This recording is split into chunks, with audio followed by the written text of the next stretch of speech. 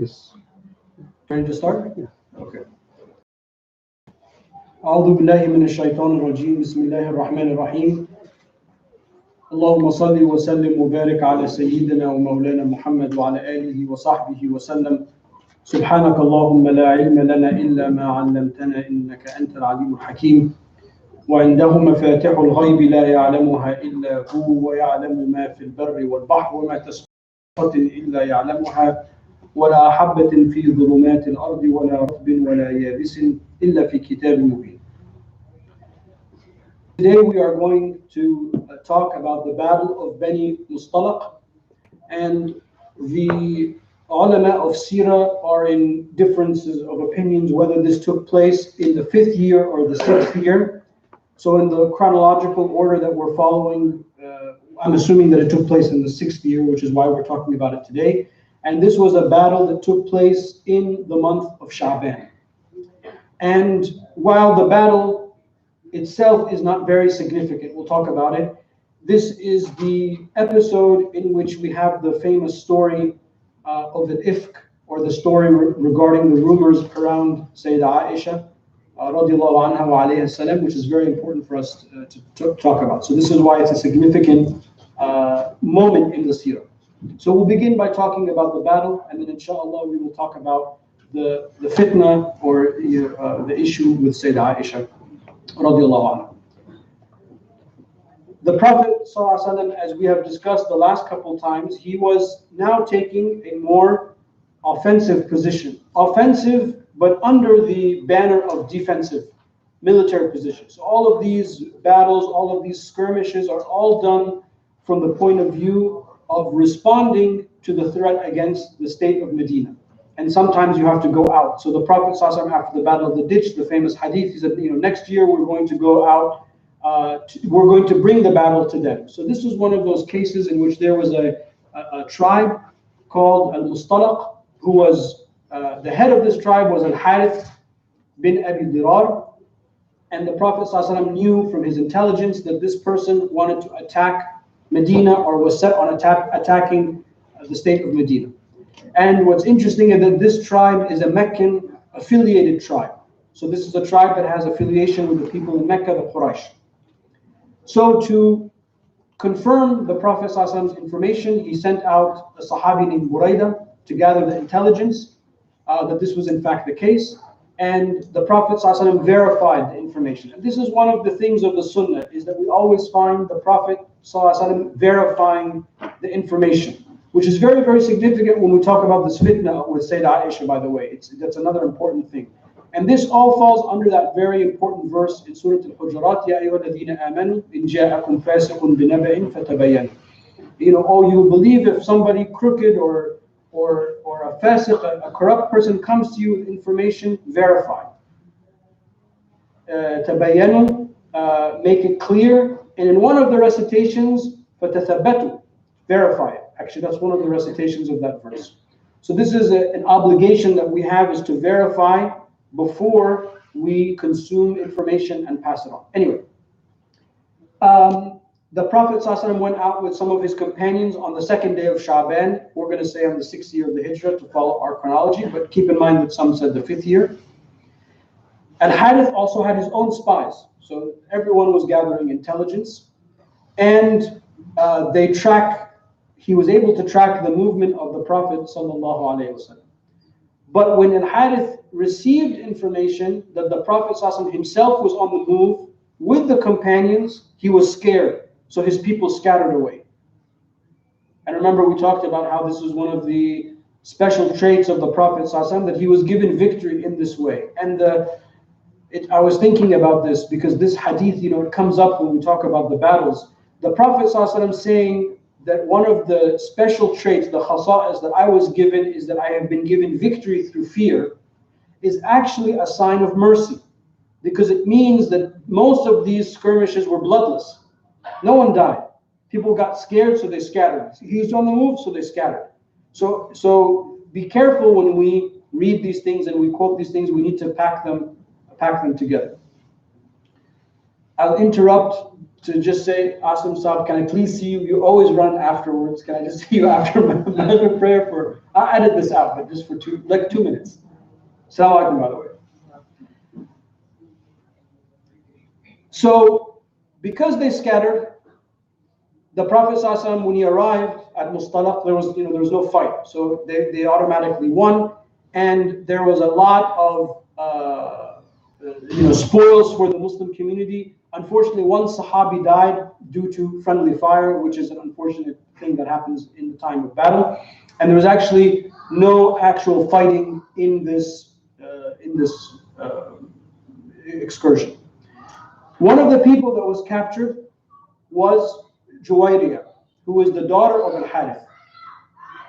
So these people, as was the custom at this time in Arabia, a lot of these people are taken into Medina as slaves. So when the Prophet ﷺ found Juwayriya with one of the Sahaba, and he asked him, who is this? And he was told, this is Juwayriya, the daughter of Al-Harith. The Prophet ﷺ freed her and married her, and said that this is not becoming of the daughter of the head of this tribe, or the leader of this tribe, the emir of this tribe, or the king, or the head of state, whatever word we want to substitute. It is not befitting that she would be in this in this condition. And because the Prophet ﷺ married her, over 100 people from the tribe were freed. Because the other companions, they said, well, all of these are her relatives, all of these are her people. How can we take the people that are now part of the family of the Prophet ﷺ in servitude? So they were free. So from this one act that the Prophet ﷺ said that most of the people of this tribe were freed. So this tells us a lot about the character of the Prophet ﷺ. It also tells us a lot about, even though I don't want to spend a lot of time talking about it, it also tells us a lot about how Islam and the Sharia looks at slavery, which there is this idea when we studied the Sharia, one of the concepts that we studied with slavery is that the Sharia looks forward to freeing the slave. Whenever there's an opportunity legally to free the slave, the Sharia leans towards that. And this is one of the examples. Again, I just leave it as a seed. We can talk about it at some other time. I mentioned, or I hope I mentioned, that some of the hypocrites of Medina actually went out with the Prophet ﷺ in this battle. And we digress a little bit to talk about the significance of the munafiqun, the hypocrites, in the life of Medina. Now we are in the year 6 of the Hijrah. We know that the Prophet ﷺ lived for 10 years in Medina. By this time, the hypocrites had given up hope that they were going to somehow subvert the state of Medina militarily. They gave up hope that they were going to get some kind of battle against the Prophet ﷺ. All of their attempts failed.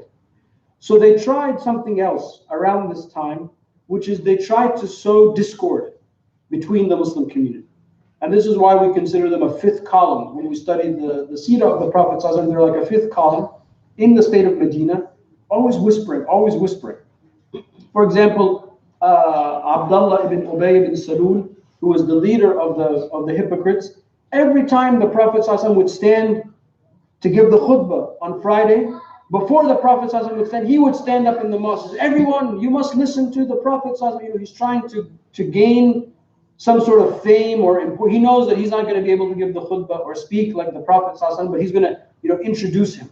He's going to always insert himself to show that he's important. Because remember, he was going to be crowned the king of Medina before the Hijrah. So when the Prophet ﷺ came, he messed everything up for this guy. This guy now has no political power, worldly power in Medina, so he's always trying to regain it. So the hypocrites, they played this role, and in a way, unfortunately, this type of attitude within the Muslim community still exists. We have people that are always trying to sow discord, and this is the one thing that the Prophet ﷺ was fearful of, is that the Muslim community would eat itself up from the inside. He said, I'm not worried that we will be overtaken. I'm not worried that we will die from disease, on the whole, but I worry that there will be this fitna, this tribulation that takes the community from the inside. That now we have, people that won't pray in the same mosque with each other. We have people that won't pray behind so and so, people that will expose for that group, mosques that are called, this is the mosque that belongs to this group, this is the mosque that belongs to that group, all of these type of things. And it happened, unfortunately, with these people, the hypocrites. And the reason we have it in the Sirah is for this reason. So we learn, so we don't repeat it, inshallah. The goal of studying all of this is that we don't repeat these things.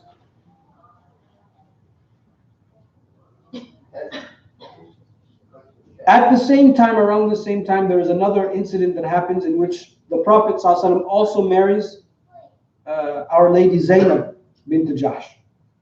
And this is one of the issues that begins the fitna of the hypocrites. The fitna is that Zainab alayhi salam radiallahu anha was the wife or was married to Zayd ibn Haritha, who was the adopted son of the Prophet ﷺ at that time. And in the Jahili society, if somebody adopted somebody, then that person is like their son or their daughter. So therefore, Zainab would be the Prophet ﷺ's daughter-in-law, in that, culturally speaking. But we know that there's no adoption, there's no nasab, there's no lineage that is established through adoption. That's not one of the ways that the Sharia recognizes the lineage. So the Prophet ﷺ, after they divorced, for natural reasons, the Prophet ﷺ married Zainab, and she is one of the wives of one of our mothers, alayhi salam. And this is where the fitna happened for two reasons. One is that it is not normal in Jahili culture that this type of marriage would take place. And two, because this was the Prophet ﷺ's fifth wife. And the Quran clearly only allows 4.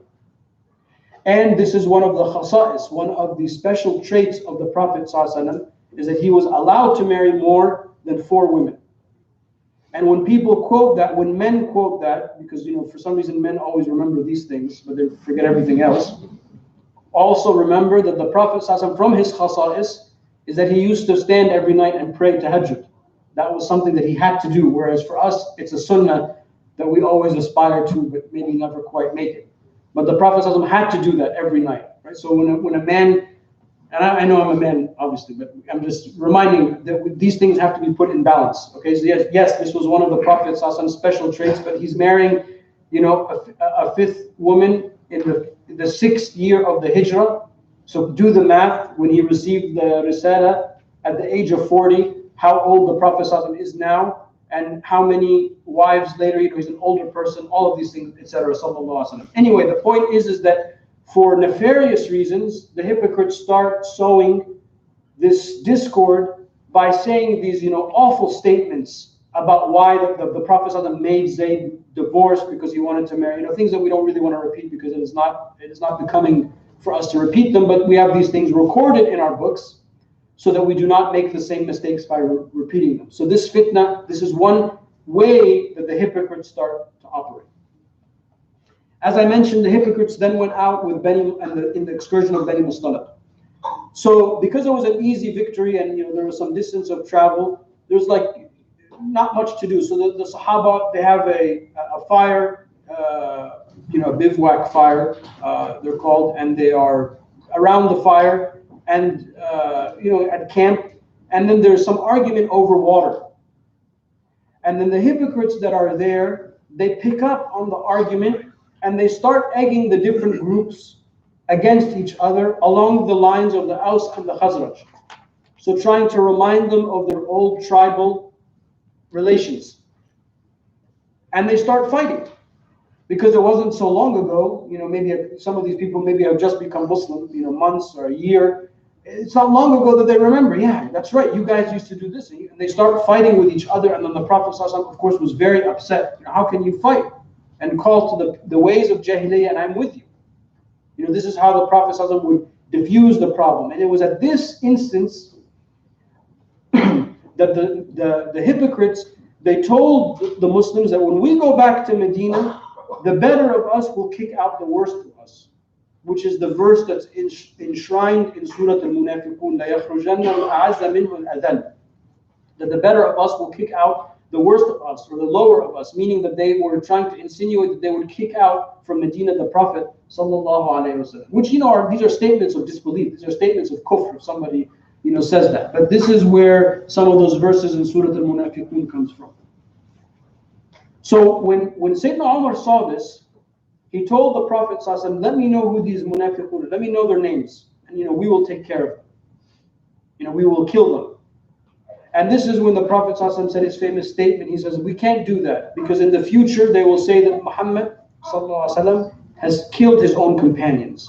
Because remember, the hypocrites are people that outwardly profess that they are Muslim, but internally they disbelieved.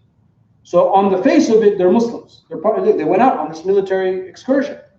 So the Prophet ﷺ said the image will be that I kill my own companions. The image will be that even Islam doesn't make you safe, etc., etc. It's very detrimental. So the Prophet ﷺ said, no, we have to coexist with this and we'll deal with it another way. So the Prophet ﷺ said, okay, let's pack up and leave immediately. Let's not stay, let's leave. They pack up and they leave. They have to, an army moves slower than an individual. So every few hours, maybe they have to stop, they have to camp for the night, the next day. At one of those stops, and Sayyidah Aisha alayhi salam was with the Prophet sallallahu alaihi wasallam, because every time he would leave or he would travel, he would take one of his wives with him, and this was her turn this trip. She woke up and she had a necklace she had borrowed from her sister. And when she woke up in one of these stops, she noticed that the necklace was missing. So she frantically was looking for it. And while she was looking for it, the army had left and left her stranded. And the reason they left her stranded is that this time Sayyidah Aisha is still very young and therefore very light. So when the Sahaba would carry the hawdaj, the mount that she would sit in on the riding animal, they didn't feel that there was any weight difference. That's how light she was at this time. Later in life she gained some weight, we read in the Sirah, but at this time she's very, very light. So the Sahaba that carried, they didn't feel that there's any difference. She's light to start out, light as a feather, as we say. So they moved and they left her. She found the necklace and then she came back to the campsite. Everyone's gone. So she's overwhelmed, first by the stress of finding her sister's necklace, second by the fact that she's all by herself. And then she said, you know what, they're going to realize at some point that I'm not with them, they'll come back for me. And at this moment she was overtaken with sleep and she fell asleep. There is another companion, his name is Safwan ibn al-Mu'attal, who was a heavy sleeper. So he always overslept and always missed the party. So he's always a straggler. He's always like a day or half a day behind the rest of the army. Because, we read, it's actually funny to see that he was a heavy sleeper. Some of us are heavy sleepers. Maybe now more than in the past. Anyway, this was before the verse of niqab, that the wives of the Prophet ﷺ had to cover their face. And it's interesting, just as a tangent, the word for the niqab in the literature of Islam is the hijab. So when you read this story, and Sayyidah Aisha narrates the story, she said, he knew me because this was before the verse of hijab. But hijab in the literature of Islam doesn't mean the hijab that we talk about today. It means the niqab. And I write a little bit about this in my thesis because it's a very big misconception when people talk about women's right and Islam and the veil and the hijab, and things get mixed up. So people think that when the women stopped wearing the hijab, as women's rights movement, they stopped covering. No, they stopped covering their face, because that's usually how people went out, in the pre-modern period. Anyway, I just wanted to highlight that if people want to read more about this. So she said that when Safwan came, he knew me because he knew what I looked like, and he saw me, and the only thing he said when he saw me is he said, "Inna lillahi wa inna ilayhi raji'un." He's like, this is a problem. In other words, like, this is a big problem. And that's the only thing he said. He dismounted and allowed her to mount, and he guided the horse all the way until they caught up with the army. And the whole entire time, he didn't look at her, he didn't say anything except that initial, Inna lillahi wa inna ilayhi raji'un. You know, Allah says in the Quran, when a calamity happens, say, Inna lillahi wa inna ilayhi raji'un. You know, it's a calamity because this is the wife of the Prophet, she's left all alone. This is a calamity because, you know, she's young. This is a calamity because, oh my God, now I have to, you know, take care of this. This is a calamity, you know, for any host of reasons. And you can imagine if the marriage of Our Lady Zainab caused fitna, you can imagine what the munafiqun did with this situation. And this is, you know, some of the worst things that they said about the wife of the Prophet ﷺ, about our mother Aisha, about the Prophet ﷺ himself, about the Sahaba. It came from this episode. And, you know, we don't need to say these things. We can understand what we're talking about. When they return, now keep in mind that Sayyidah Aisha has no idea what's happening. She has no idea that the rumor mill is working. When she comes back to Medina, you know, she rejoins the army, and then they arrive at Medina. By the time they arrive at the Medina, you know, the rumor is already going. And actually, Abdullah ibn Ubay ibn Salul, his own son, Abdullah, was a believer. And he told the Prophet ﷺ, if you want, I will stand at the gates of Medina and I will prevent my father from entering. I mean, that's how decisive the companions were, even if it was in the situation of bloodlines. So the Prophet ﷺ, no, you know, this is not how we're going to deal with the situation. Sayyidah Aisha, when she arrives in Medina, she falls ill, just naturally. So she's actually inside her house, sick, recovering. The rumor mill is going, and part of the reason the rumor mill is going is that she's sick. And then she noticed when the Prophet ﷺ came to visit her that he was not his normal self. You know, imagine what the Prophet ﷺ, how he feels when all these rumors about his wife are being said, and the most gross, you know, the most hideous of things. And you know, this is our mother, that someone is talking about our mother like this. So the Prophet, not that he's upset with Sayyidah Aisha, but he's, you know, upset in general that this fitna is happening. And the Prophet ﷺ's way of dealing with this was to be silent. You know, he's like, okay, I'm going to pause and let's see what's going to happen. So she noticed that he's not himself, but still not understanding what's going on. She's very sick, regains her strength. Again, days, weeks are passing by. She regains her strength, so she starts to go out, you know, to get what she needs, this and that for the house. She is with, you know, one of her helpers, one of her servants. And then she notices that there's a companion that her servant curses. So she said to Aisha, how can you curse a man that is from the Muhajirun and from the people of Badr? Remember how I said the people of Badr are like a special class. She's like, this is like a war veteran. You know, this is somebody that fought in the Battle of Badr. And then her servant said to her, but don't you know that he says this and this and this about you? So she understood what was happening. And she was, I mean, grief-stricken. I mean, imagine if you find out that somebody's been saying this about you.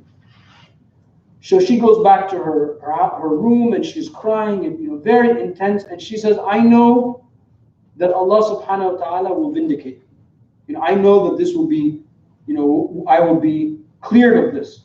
And some time passes, and this is when Allah subhanahu wa ta'ala revealed to the Prophet the verses 11 to 21 in Surah An-Nur that vindicate our mother Sayyidah Aisha, which is a tremendous thing, you know, to have revelation that will be recited until Yawm al-Qiyamah to clear you from this.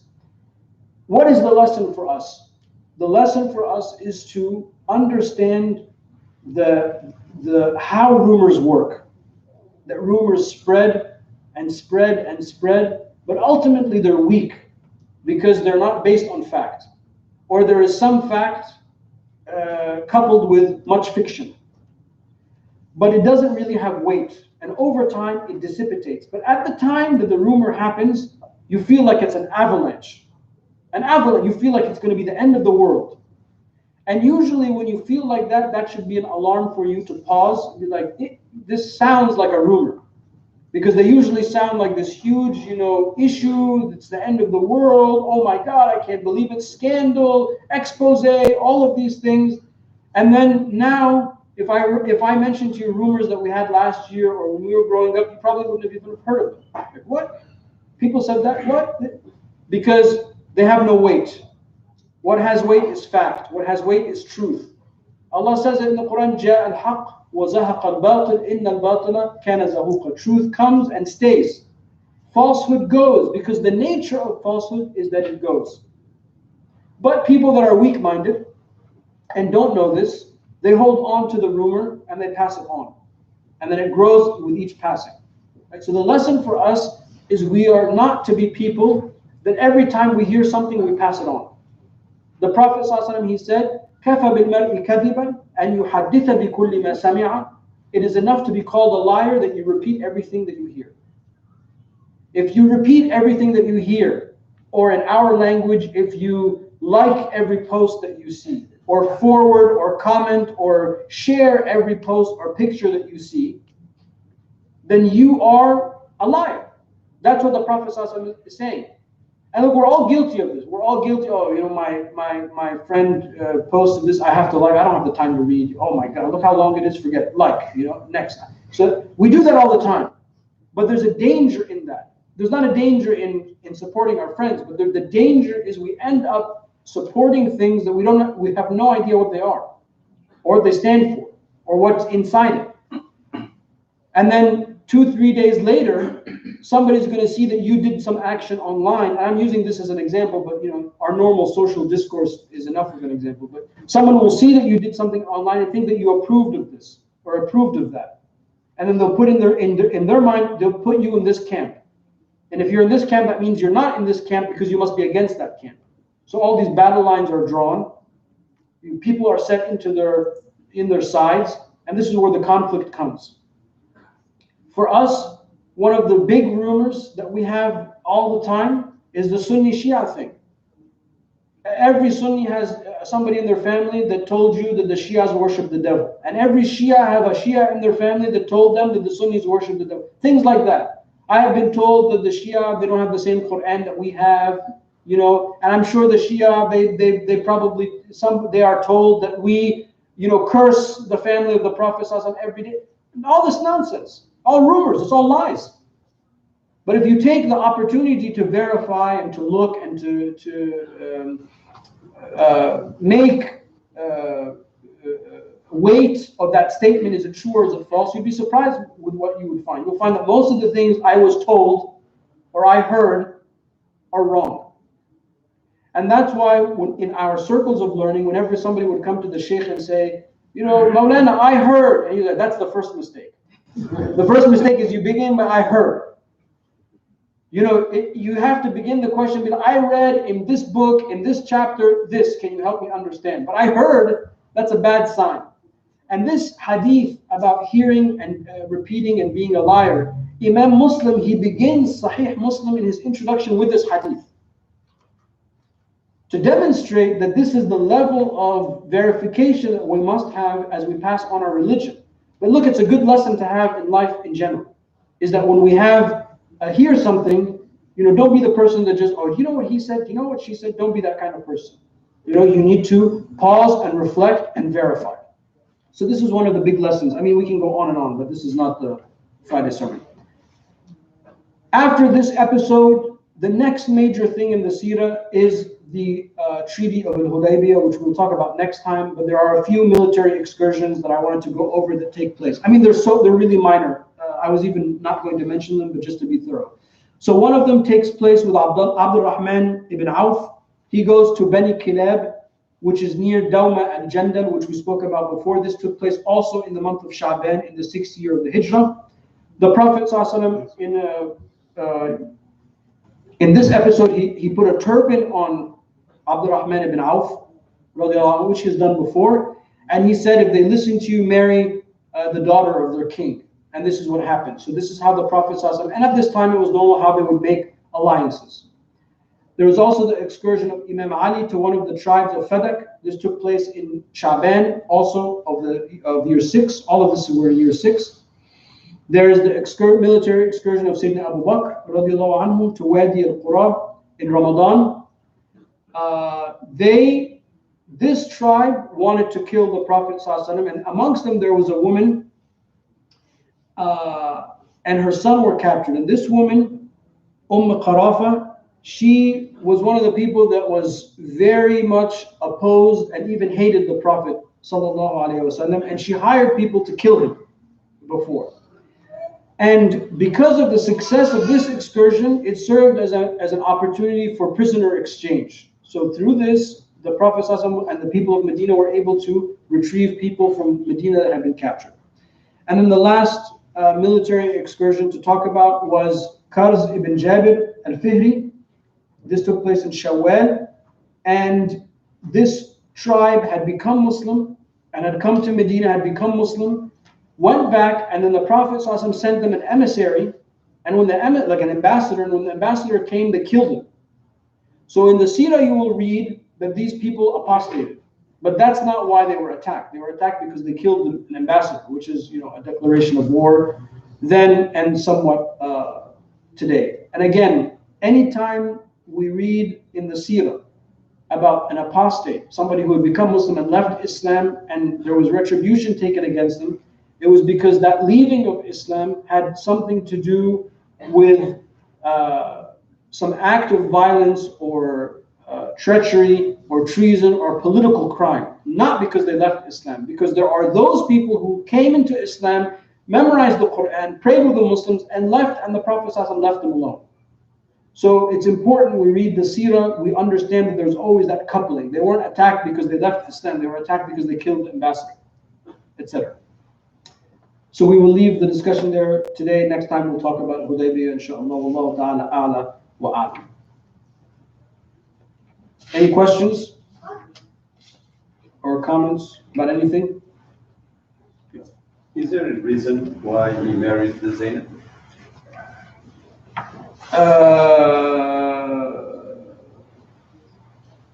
I think it was revelation. I think that's why. Because sometimes it's because of the alliances and or maybe to free all the. Well, also to demonstrate that this is not haram, to demonstrate that Zayd is not his son. That's one of the wisdoms of it. I think it was just because of revelation. Although I have to verify that. But one of the what? It's true. For revelation. Yes. But the benefit of it for us is that Allah Ta'ala is showing us that this is not a real family line. This is not his sister, his daughter-in-law, because Zayd is not his son. ما كان محمد أبا أحد من رجالكم. That verse also is important, that he has no sons. Except Ibrahim, but he died in his infancy, alayhi salam. But it was through revelation, yeah. So by revelation, you mean that ayah about him not being his son was also followed later by an ayah where Allah says that he can marry her, right? Yeah, zawajnaka. Yeah, it's in the verse. Yeah. Through revelation. Yeah. And Zayd, by the way, is the only Sahabi who's mentioned by name in the Quran. Sayyidina Abu Bakr is mentioned as Sahib, the companion. But Zayd, as in like the name, that's the only Sahabi, just for the people that are making some sort of Islamic trivial pursuit. That's in Surah Al-Ahzab. I don't know. Is it? Well, we can look it up. I'm just curious. So you said that when Aisha radiallahu anha was left behind and she came back and she joined the group before they reached Medina. So one of the first things that you ask somebody who joins you later is, where were you? So did Muhammad sallallahu alaihi wasallam not ask at that point, like what happened? No, he knew. The delay, there's no question of the delay. The question is what happened when her and this companion are by themselves for this period of time until they rejoined. That's where the rumor mill. No, my question is more related to you're concerned about the person who was left behind. So you ask them like, what made you leave behind? What happened? Are you okay? What was going on? I didn't find a hadith like that. I think people are also much more secure in Allah's. Like if we're like 5 minutes late, we send like 10 text messages now. Right? We're also insecure. I think maybe they have just a different perspective. Because she wasn't lost. It never appeared. That's a good point. I don't know. To be honest, I don't know if there's the hadith of the ifk. This hadith, it's narrated by Sayyidah Aisha. Because it's very long. It's like a couple pages. It's in very fine detail. Like one of the curious things that I'm asking this question is because when you're trying to find the source of the information, you want to verify whether the source is right or not. what you would do is go to the source itself and find from there. But remember, they didn't notice that she was missing. No, but when she joined, so they know. Yeah, I don't know what happened. Yes. Can you talk a little bit about just in relation to adopting children, like how you're supposed to understand this idea of like, say Halaqa not being processed on the son, but in like, but he's still like family. Like, I mean, if we were to say considering adopting children, like how would you kind of understand that? Like, So as a minority community, we can adopt because this is not the Muslim majority country. So in our circumstances, we can adopt. But when we adopt, we need to make it clear, as we're raising this child, that this child is not actually our child, even if the child has to take our name for legal purposes and paper purposes and things like that. If you adopt a child and the child is like an infant, and then the child grows up, some of the fuqaha, they say, then the issues of the relationship between the child and the parents, it takes the rulings of the actual child and the parents. Like the woman doesn't have to cover in front of the son, or the daughter doesn't have to cover in front of the father. As long as it was an infant and they rose up, there is an opinion that allows that.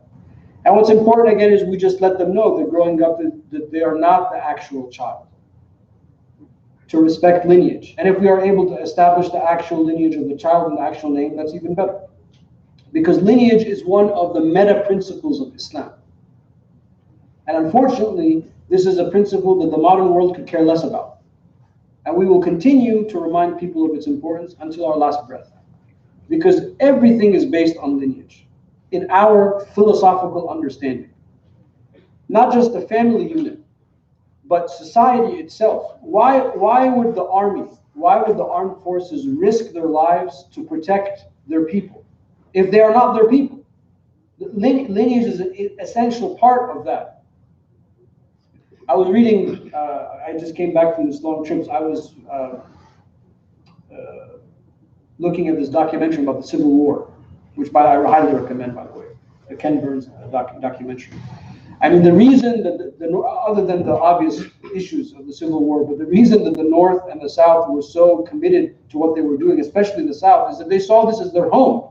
What does that mean? It's their people. It's their families. It's their ancestors. Like old Virginia. The Virginia was like the old Virginia. I mean, we are from this land. For us, that means this is the power of lineage. What we call nasab.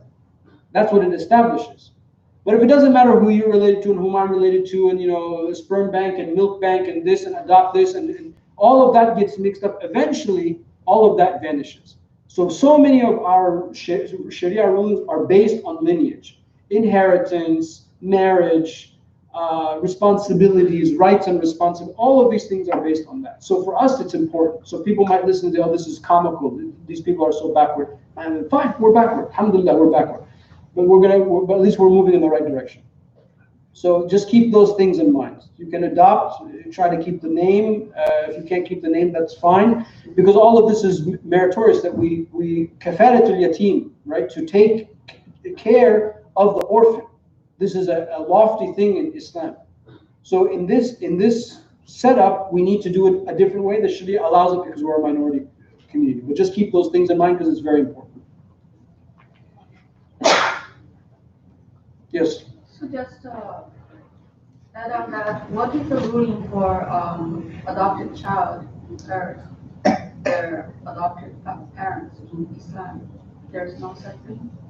Like I said, if they come into the family when they're young and they grow up in that, their adopted parents are like their parents. But then when they get older, if adopted older, when their adopted parents, foster parents, or Yeah, the Sharia said that's fine. they can still inherit. Oh, inheritance. Yes. No, there's no automatic inheritance. You would have to sign something to it. Sorry, I didn't hear that part. You'd assign something to them. And we'll see you, a bequest. So I thought you were talking about something else. Anybody else?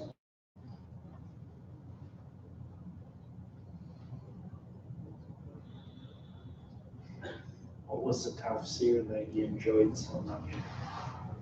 Oh, it is the same Qudus tafsir inside. It keeps appearing. I'm going to start putting like the Surgeon General's warning in all these books. Because we should have these books,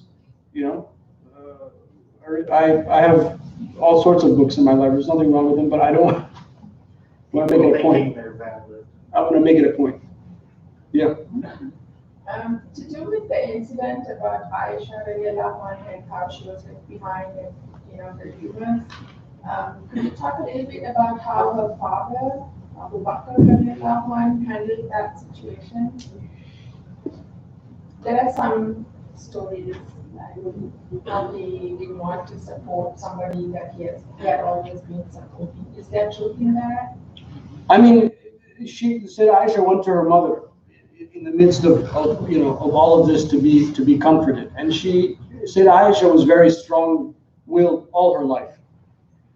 That was one of her character traits, and she said, I'm going to be, I'm going to be vindicated, like with certainty. I did nothing, and I know I'm going to be vindicated. And after the verses were revealed, she was in the presence of her father, Sayyidina Abu Bakr and the Prophet ﷺ. And after the Prophet ﷺ came to tell her this good news, Sayyidina Abu Bakr told her to stand and acknowledge or thank the Prophet ﷺ. She says, I'm only going to thank Allah subhanahu wa ta'ala. That was her character. Not that, I think any of us, if we saw the Prophet ﷺ, we would, stand and, kiss his feet and everything. But I mean, it's not that she was being disrespectful, but she's just sort of been through hell and back to have her reputation damaged like that.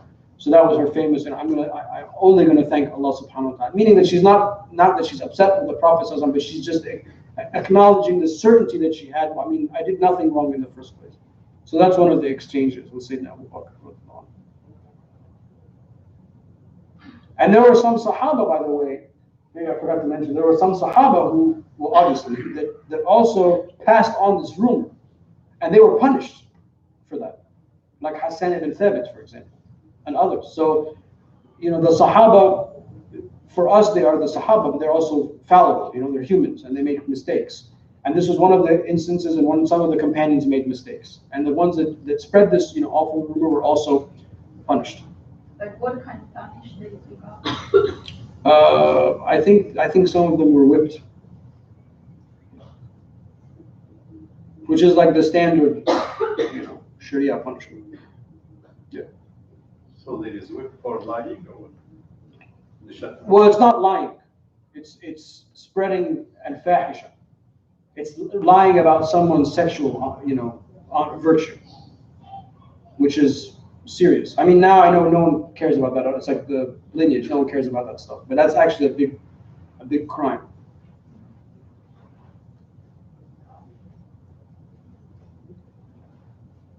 Is it Maghrib? I found that verse. Oh, I thought it was Maghrib. This is our mu'adhin.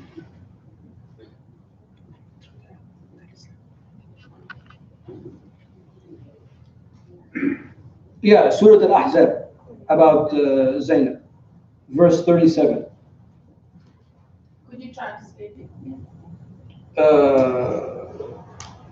Remember when you, O Prophet, were saying to the one who was favored by Allah and favored by you, keep your wife to yourself and fear Allah, meaning Zayd and Zainab, and you were concealing in your heart what Allah was going to reveal, and you were fearing people, while Allah is more entitled to be feared by you. So when Zayd finished his desire for her, meaning he divorced his wife, we gave her unto you in marriage. زوجناكها. Allah is the one that married him to Zayd. So that there may not be a problem for the believers in marrying wives or their adopted sons when they finish their desire for them, and Allah's decree had to be enforced. Of course, the translation could use a lot of help, but I think everyone gets the idea of that. Meaning that not that the Prophet ﷺ was concealing his desire for another person's wife, but that the Prophet ﷺ was concealing that Allah had ordered him to marry Zainab when this was going to happen. So to demonstrate, I mean, one of the reasons is to demonstrate that there is no lineage established, which is important. And he was called Zayd ibn Muhammad, for the longest time. That was Zayd's one of his nicknames, Zayd, the son of Muhammad. But he's not the son of Muhammad in that sense. Yeah. So in the book by Martin Lenz, he... Which book? Martin. Yeah, which book? The history of the Prophet. Oh, the Sirah book, okay. Yeah. Early history. That particular incident, he does interpret that ayah as the Prophet desired her, which is not correct. Yeah, nobody is flawless. I mean, Martin Lenz, Sheikh Abu Bakr, as we know him, was not only a practicing Muslim, he was a saintly man.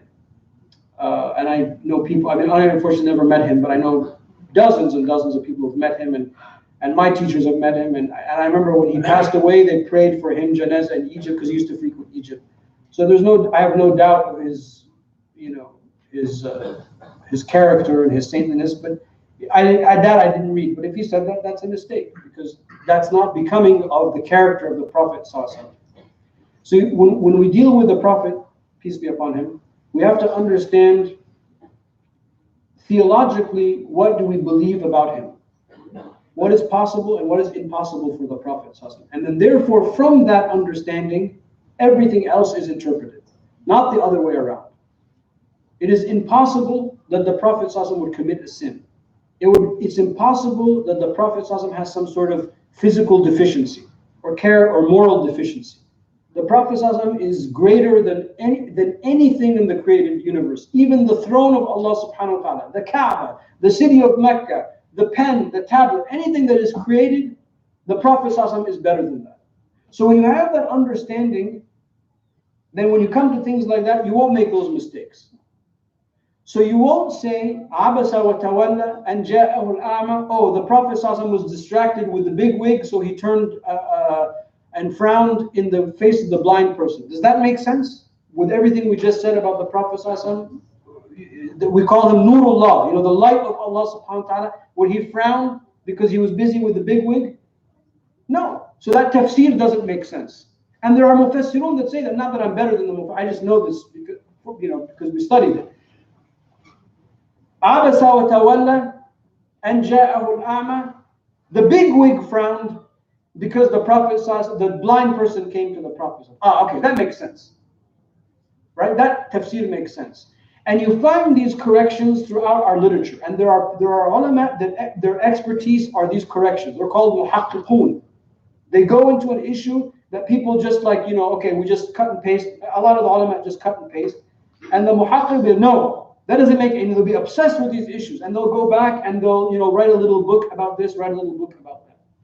So if he said that, then we make a footnote in our own book. This is not compatible with our belief about the Prophet ﷺ. May Allah forgive and bless Martin Lenz, rahimahullah, because he is one of the great giants of English-speaking Islam. That's the attitude that we have, and we ask Allah to forgive all of us. So just for clarity, so the ayah came after the marriage took place?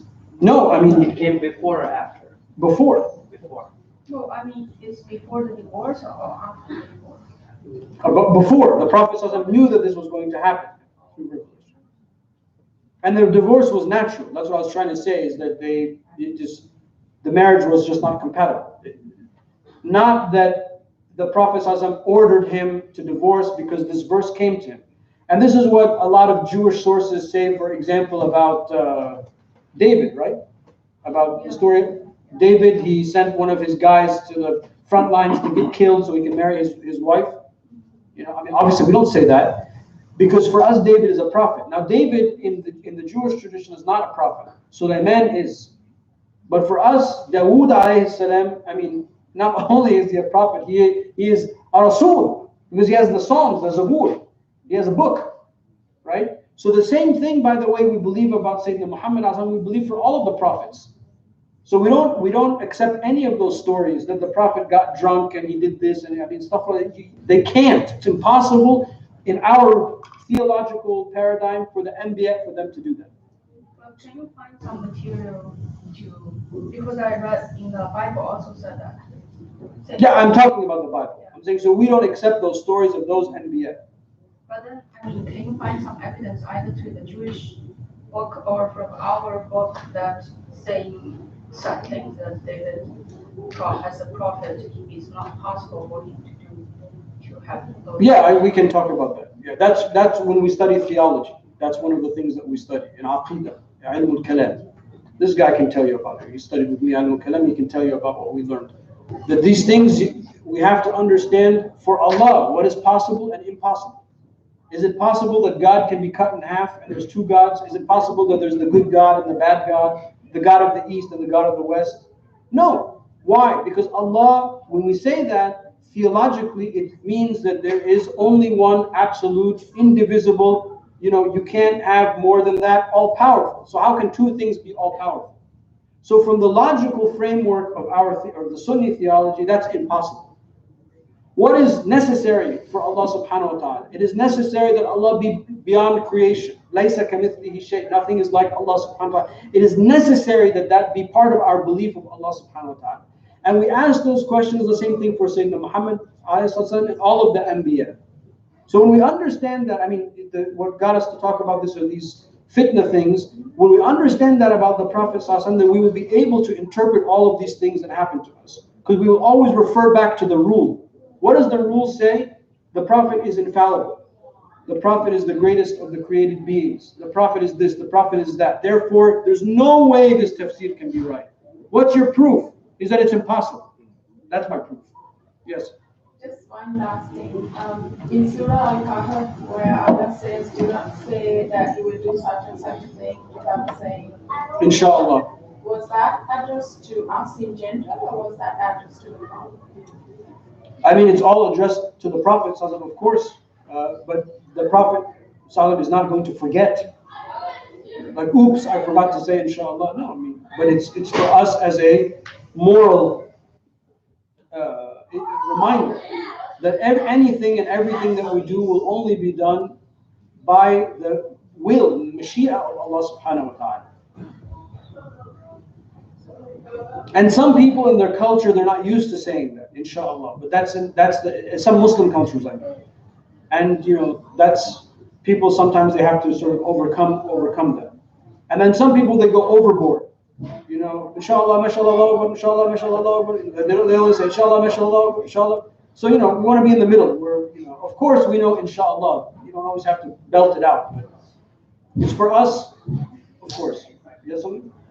So if Allah reveals a verse to Prophet that has a specific moral teaching, but a specific to a specific time, let's say the Prophet of Prophet, does that teaching also get applied for eternity? Yes, the Quran is beyond, the meanings of the Quran are beyond the specific circumstance which it was worshipped, which it was revealed. This is a principle of tafsir.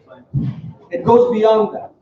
And the Quran is also, it can be taken, the verse can be taken by itself, meaning it doesn't have to be attached to the verse before it or the verse after it. All of it is taken at the same time and partially as well, and beyond abstract from the specific reason, the sabab of why it was revealed. So if the Quran was revealed about this incident, about the Prophet ﷺ marrying Zainab, Our Lady Zainab alayhi salam, the wife, the ex-wife of his adopted son, therefore, the Sharia argues this way, therefore, for all time, there is no lineage established through adoption.